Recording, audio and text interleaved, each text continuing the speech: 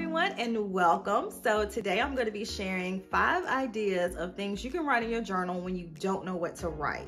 So whether you are new to journaling or maybe you've been journaling your whole life, hopefully you can take one of these ideas and get back into writing into your journal. I have personally done all of these things, and even though it's not like the traditional way of journaling, it's still a great way to kind of track what's been going on in your life. So if you were to look back, you can still get an idea of what you were doing at any particular time and how you were feeling and what was going on. Writing your goals, creating a plan of action, and tracking your progress is a great and productive way to write in your journal. So it can look something like writing down a list of your goals, maybe 2 or 3, creating some type of plan of action and creating a purpose, writing all of these things down, journaling them, journaling your thoughts and your ideas and how you were feeling about this goal and how much you want to accomplish it, why do you want to accomplish it. You can write all of these things in your journal, and tracking your progress. So maybe you want to track your progress daily or maybe once a week, however often you want to track your progress. But this is a great way to create the habit of writing in your journal, especially when you don't know what to write. So if you're kind of stuck in that rut and don't really know what to write, this is a really good and productive way to write in your journal. If you are a spiritual person, writing prayers is a great way to express yourself through prayer. I personally write prayers all the time because I'm a person who tends to express myself more clearly through words than I do actually speaking. So writing prayers has been one of my favorite things to do and one of my favorite ways to pray. It's also a way to check off 2 boxes by doing one thing. So if you want to pray more and journal more, you can just combine the 2 and write your prayers. And like I said, I find it a lot more comforting to write prayers just because I just think more clearly when I'm writing than when I'm just kind of freestyling speech. A guided journal is an excellent way to write in your journal when you don't know what to write. It's literally laid out for you.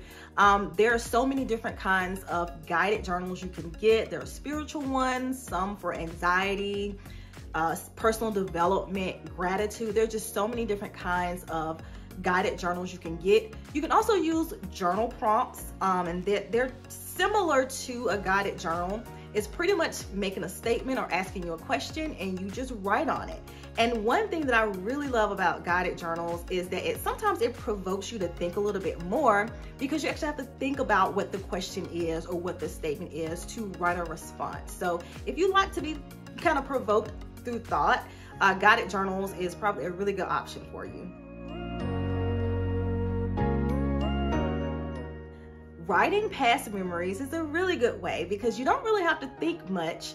You just write and journal about an experience that you've already dealt with. Now, the thing about this is it could be good or bad depending on what you decide to write about. So if you write about some happy memories, I'm pretty sure you'll get some happy feelings.